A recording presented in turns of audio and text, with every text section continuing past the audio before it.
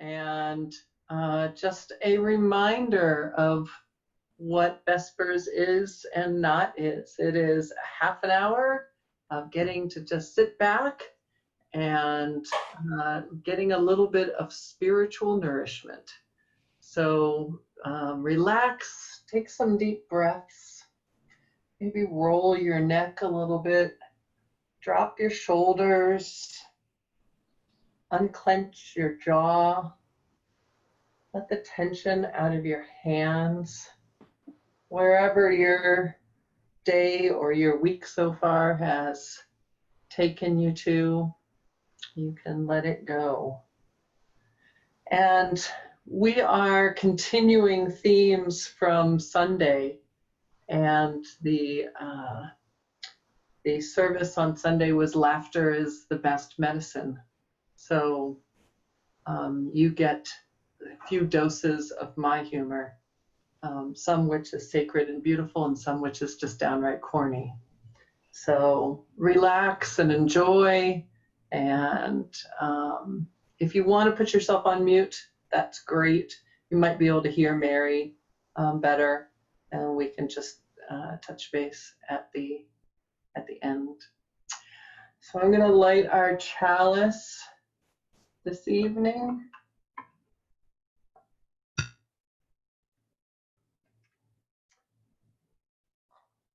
You can kind of see it in there.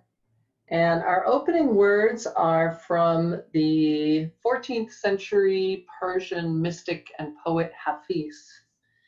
And it is entitled Laughter. What is laughter? What is laughter? It is God waking up. Oh, it is God waking up. It is the sun poking its sweet head out from behind a cloud you have been carrying too long, veiling your eyes and heart. It is light breaking ground for a great structure that is your real body, called truth. It is happiness applauding itself and then taking flight to embrace everyone and everything in this world. Laughter is the pole star, held in the sky by our beloved, who eternally says, yes, dear ones, come this way towards me and love. Come with your tender mouths moving and your beautiful tongues conducting songs, and with your movements, your magical movements of hands and feet and glands and cells dancing. Know that to God's eye, all movement is a wondrous language, and music, such exquisite, wild music. Oh, what is laughter, Hafiz? What is this precious love and laughter budding in our hearts? It is the glorious sound of a soul waking up.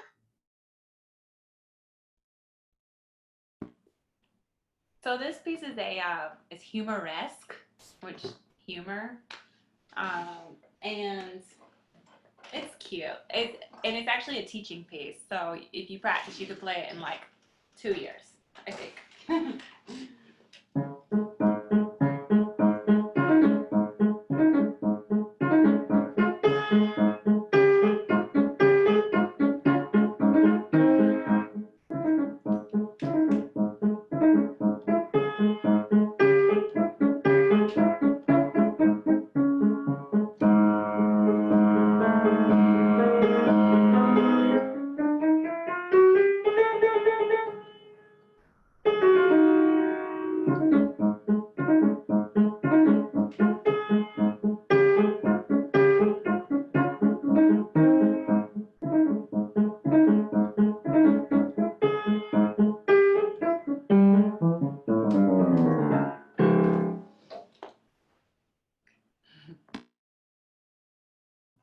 That was awesome. That was so fun.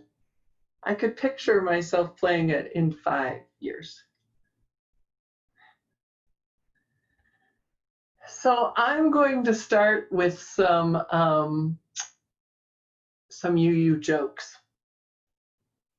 And because sometimes we are very serious and deep people, we UUs. We are social justice and we are deep theology and we are wrestling with life in so many ways. But we are also not too good to laugh and poke fun at ourselves. So I'm going to tell you a little bit of what you should expect in a UU congregation. We are friendly. If you're not friendly, then out you go. We are genuine. Even our phonies are real phonies. We are always sincere, even if we have to fake it. We are not sure how ambivalent we should be. We believe in tolerance and we cannot stand intolerant people. We are optimists. Anyone who doesn't look on the bright side depresses us. We are more non-competitive than any other denomination. We believe in equality. Everyone's as good as the next person and a whole lot better. Every Unitarian Universalist is a feminist, so he has to watch his language. The organization, oh, this is great, Johnny. The organization is run democratically because the president insists on it. We have our critics, but they're paranoid. We are prompt about being late to meetings.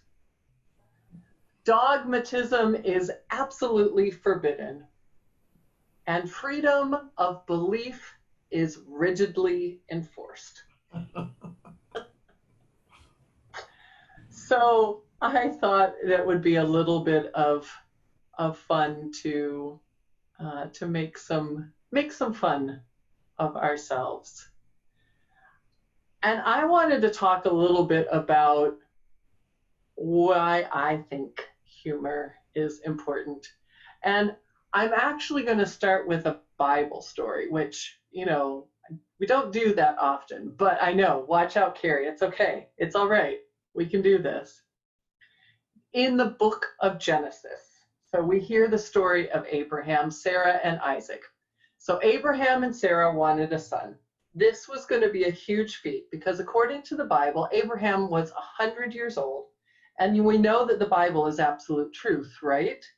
So sorry, that's humor and sarcasm. And Sarah, it said, was 10 years his junior, so like she was 90, all right? Nonetheless, God prophesied that Abraham and Sarah were going to have a child. The Bible said that Abraham fell on his face and laughed when he was told of their son's eventual birth. Later, when Sarah overheard the three messengers of the Lord renew the promise, she laughed inwardly for the same reason. So for Sarah, the idea of giving birth and nursing his child brought her so much laughter after Isaac was born. So the Bible says that she declared, God hath made me to laugh. Everyone that heareth will laugh with me.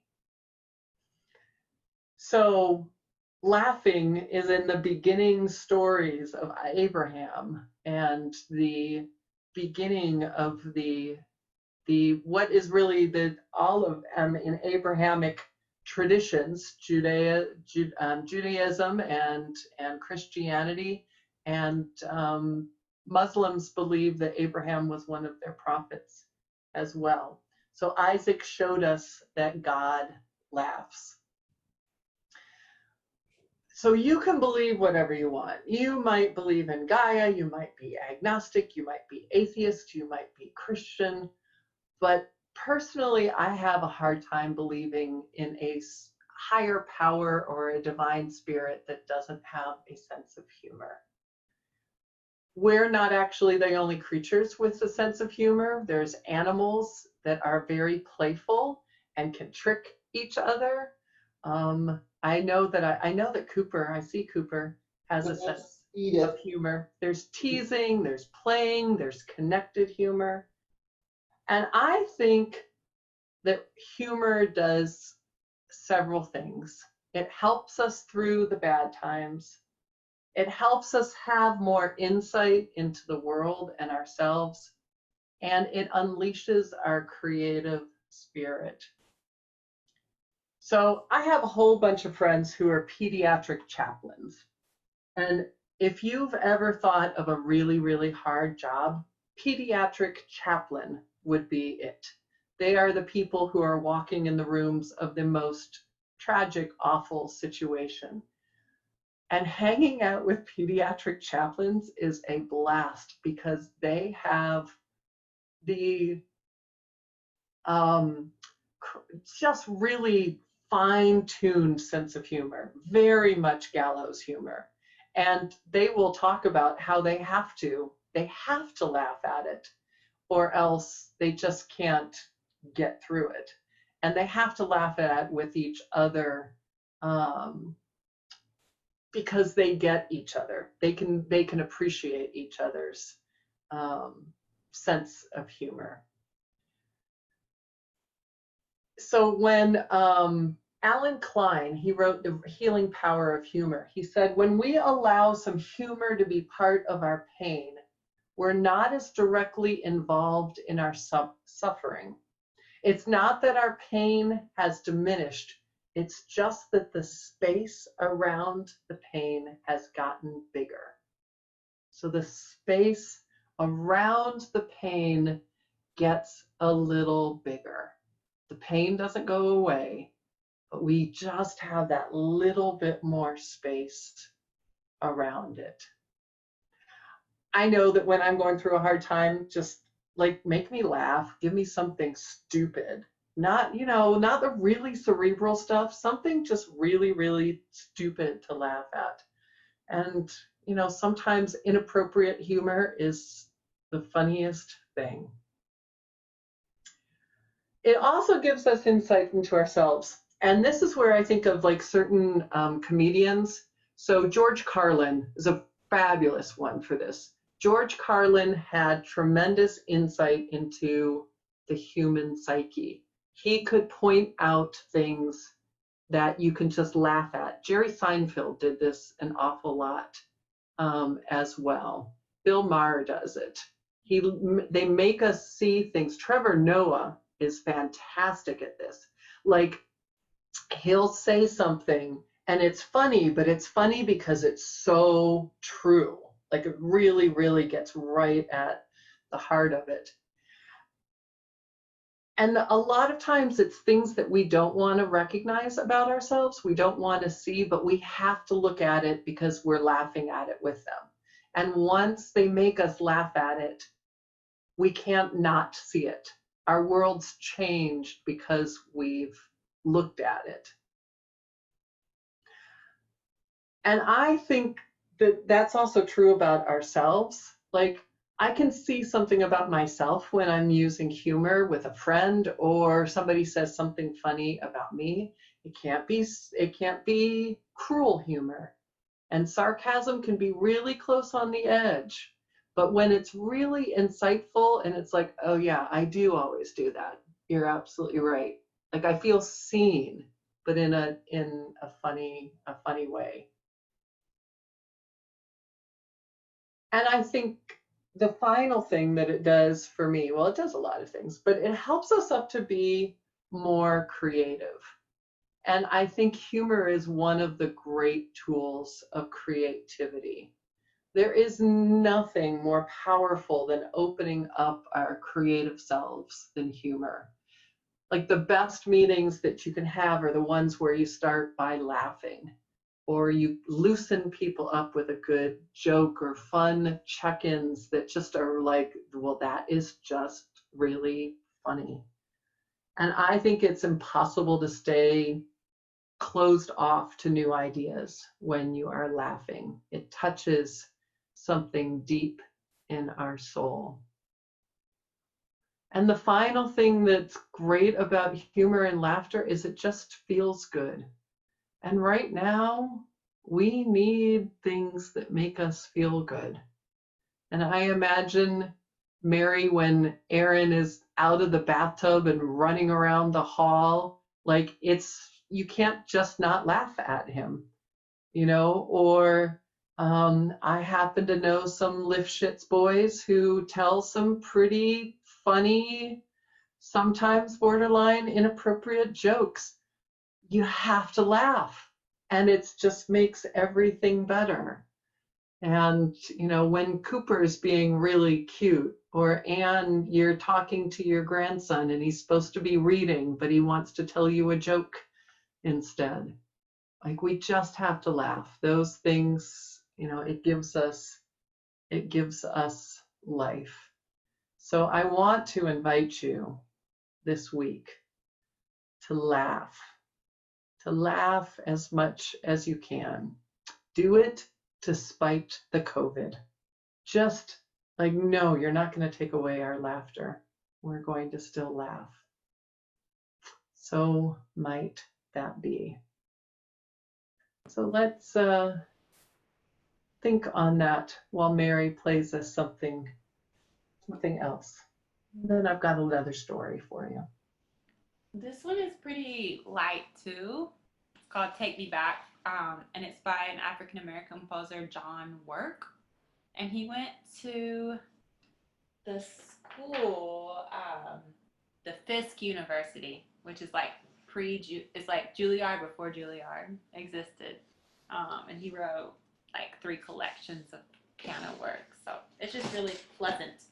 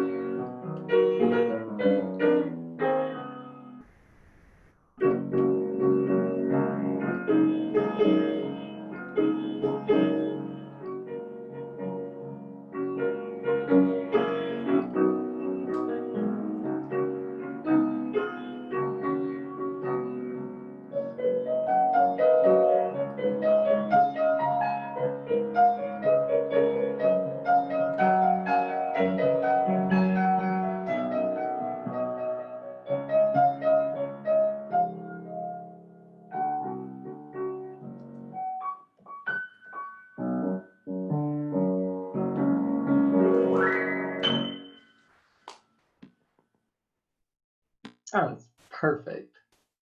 That's awesome. I want to tell you a story from Robert Fulghum. And Robert Fulghum is a Unitarian Universalist minister who became an author. He was the author of Everything I Learned in Kindergarten, Everything I everything I needed to know I learned in kindergarten. It was something, I think that's close. So this is from his book, Uh-Oh.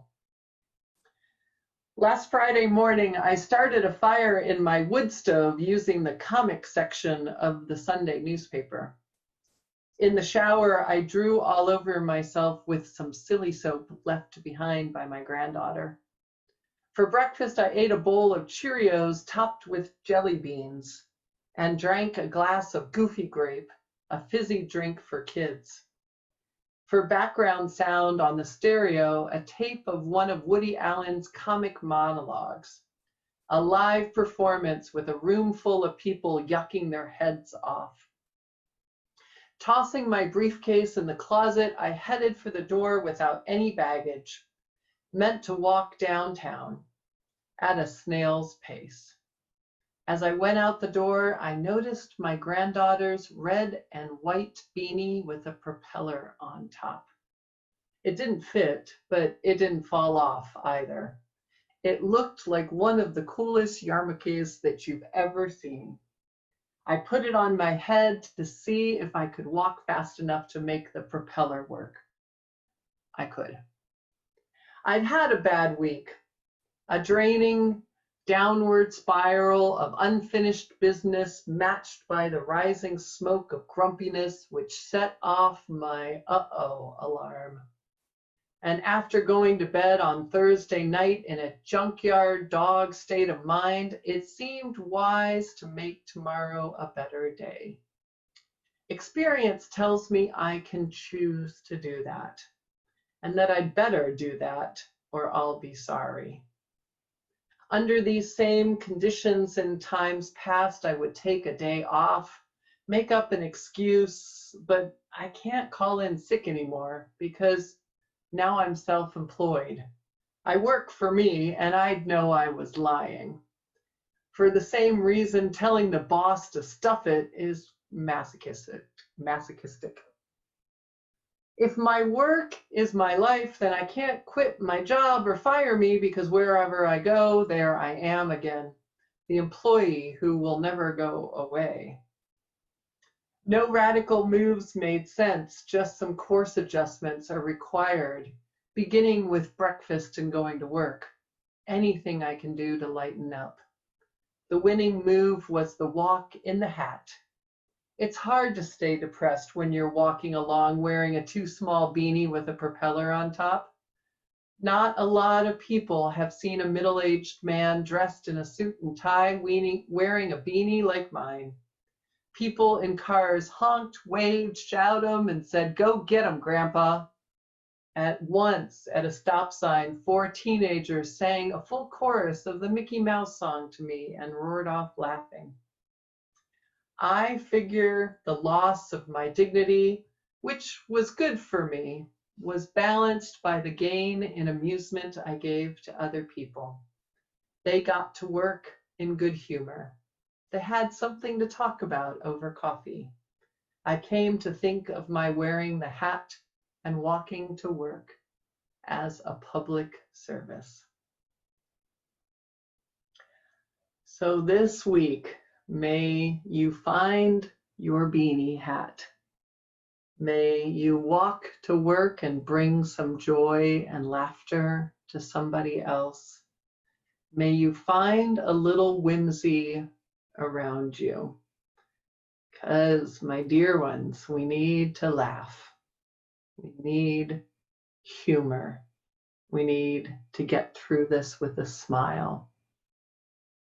So I will end this evening with the words of William Arthur Ward.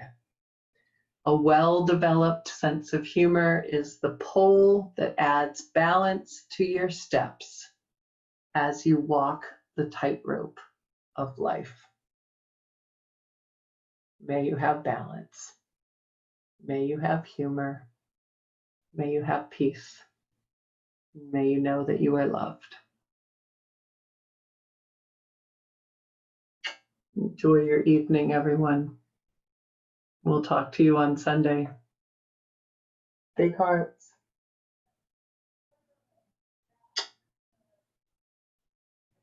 Thank you. Bye.